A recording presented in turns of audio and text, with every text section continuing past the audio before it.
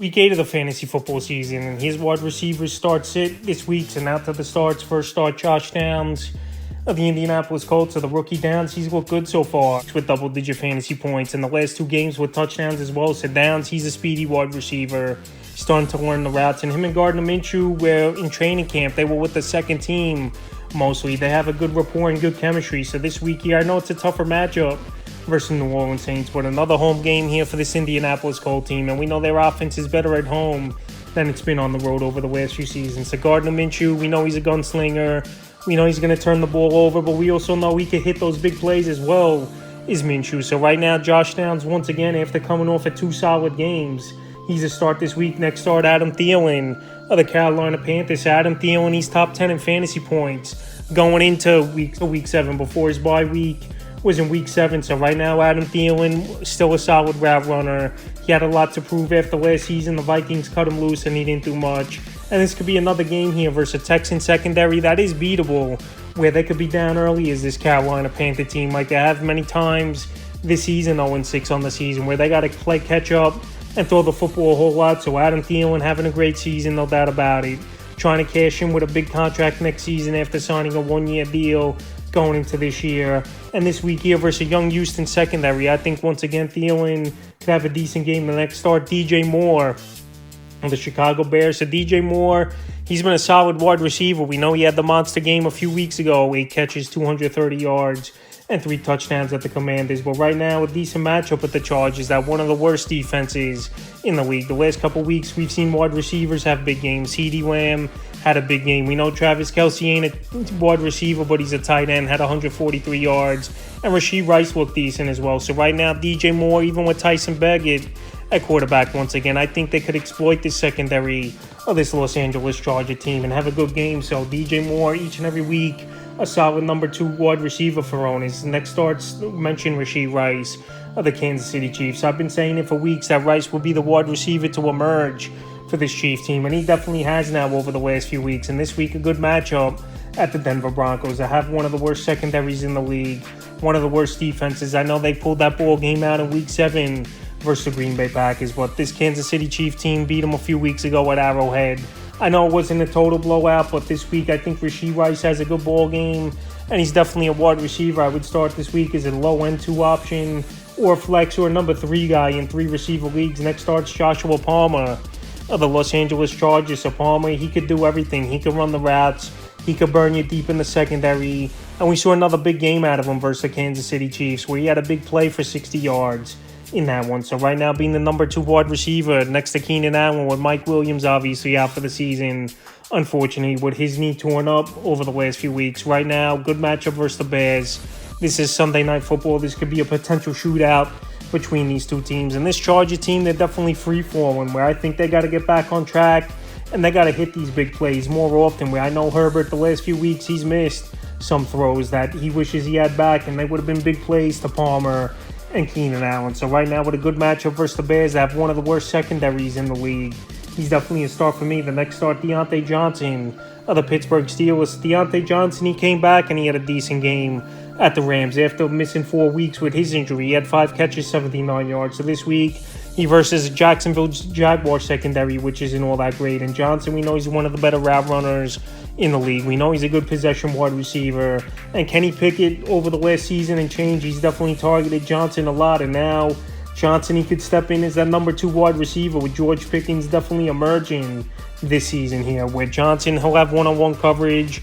He could work underneath, and he could work in the slot. And this week here versus Jacksonville secondary, I think Johnson has a good game, and he's a start. In the final starts, Nico Collins of the Houston Texans. So Nico Collins, he's been an every other week type of player. 1 week he'll have 25, 30 fantasy points, and then next week he's not doing much. But this week here in a great matchup at a Carolina Panther team that stopped nobody this season, I think Nico Collins has a good game. Him and CJ Stroud have been on the same page all season, and CJ Stroud, obviously a very poised quarterback that knows how to get the football to his wide receivers, even though he's a rookie in this league and a guy still learning. So right now, CJ Stroud, he's on the same page with Nico Collins. Tank Dell possibly could be back in this game as well, which could open things up for Collins. And this week here versus one of the worst teams on defense in the league, I think Collins has a good one, and he's a start now to the sits First hit of the week's Gabe Davis of the Buffalo Bills. So the last 2 weeks, Gabe Davis, he's come back down to earth. And I mentioned this a lot as well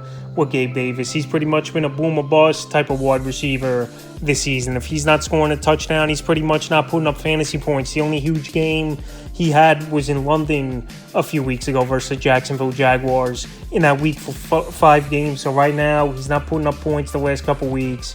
This team, they're spreading the football out a little bit more. And we even saw Dalton Kincaid have a big game at the New England Patriots where he might be more involved in the offense, him and Dawson Knox. So this week here on a short week, obviously a potential shootout, which always happens on Thursday Night Football. I still can't trust Davis, and he's a sit for me. The next hit, Hollywood Brown of the Arizona Cardinals. So Hollywood Brown, he had 4 games out of 5 to start the season with double-digit fantasy points. And then the last 2 weeks, 7 to 8 fantasy points he's only scored is Hollywood Brown. So this week here, I know it's a revenge game type of thing versus former team where, every player, the juices get flowing a little bit more and they want to show up their former team. So this week, a matchup with the Baltimore Ravens coming over there to Arizona. But right now, teams have figured out Joshua Dobbs, and they're pretty much taking Hollywood Brown out of the game plan on defenses.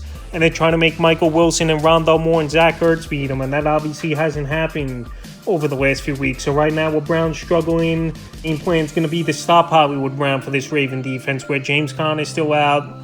And like I said, those other weapons aren't really that much of threats compared to a Brown. I don't see him doing that much once again this week. The next hit, Kadarius Toney of the Kansas City Chiefs. I still see fantasy owners throwing Toney out there in their starting lineups. Well, right now, he's pretty much a guy that's going to get a few catches a game and not have much impact. In my opinion, Rashee Rice is ahead of him in the pecking order. Sky Moore is still ahead of him in the pecking order. And even Marquez Valdez-Scantling had a good game in Week 7 where he found the end zone versus the Chargers. So right now, Toney, I know he was a first-round pick of the Giants a few seasons ago. It didn't work out over there in New York. Then they traded him here to this Chief team last season towards the deadline. And he hasn't worked out over here with Kansas City as well. I know last season he had a few games where he had some good games. But this season, not doing much. McCole Hardman back in the mix as well. So this week, I know it's a pretty good matchup at the Denver Broncos. But I can't trust Toney.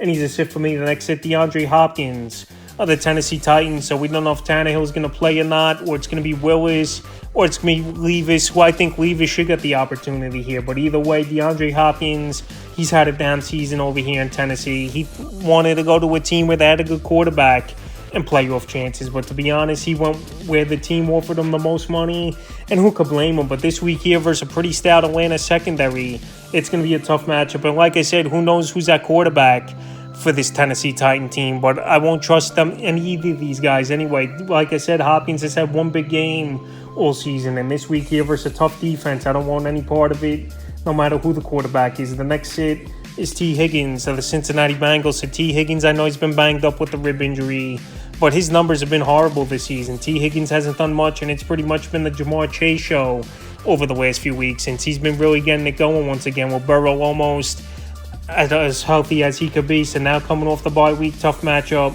at the 49ers for T. Higgins and the Cincinnati Bengal team. And like I said, T. Higgins this season, he just hasn't got the job done at all. So right now, with a lot of poor games and only one big game the whole season where we've seen performances, 3-4 fantasy points, I can't trust him in a tough matchup. And he's obviously probably not 100% as well, where that rib injury could linger for multiple weeks or even the whole season if you keep re-aggravating it. So with a tough matchup with the numbers down this year, he's a sit. The next hit, Jerry Jeudy of the Denver Broncos. So it wouldn't be surprising to me if Judy's traded within the next few days here for this Denver Bronco team with the deadline coming up, and he's pretty much not doing anything. So Jerry Jeudy, he was a highly touted prospect coming out of college, taken in the first round, and he just hasn't panned out for this Denver Bronco team with injuries over the last few seasons and him not performing. So this week here in a matchup versus the Kansas City Chiefs, where their secondary's really improved over the last few seasons, and we haven't seen many wide receivers go off versus secondary. They held down Keenan Allen in last week's game, and I think in this game they're going to hold down Jerry Jeudy like they did a few weeks ago on Thursday Night Football. So he's a sit and a guy I can't trust. And the final wide receiver I'm going to sit this week's Calvin Ridley of the Jacksonville Jaguars. So Calvin Ridley, it's been a mixed bag of results this season here. He's had a couple good games and then a few games where he didn't do much. The last week was the worst game of the season for Ridley and possibly his career. Only 1.50 fantasy points in PPR leagues. And this week here, Ridley, he's got a pretty tough matchup versus a stout defense in the Pittsburgh Steelers. I know Puka Nacua did go over 150 yards in that one, but right now Puka Nacua, one of the best wide receivers in the league. Ridley, how could you really trust him in this matchup? Even Trevor Lawrence, he's only maxing out really at 20 fantasy points. So right now this offense is pretty much ETN, and then the passing game's been secondary over the last few weeks, and that's been their recipe for success. So right now with Ridley coming off a few bad games, especially hitting rock bottom last week with 1.5 fantasy points, I really can't trust him this week. So that's wide receiver start sits for week 8 of the fantasy football season.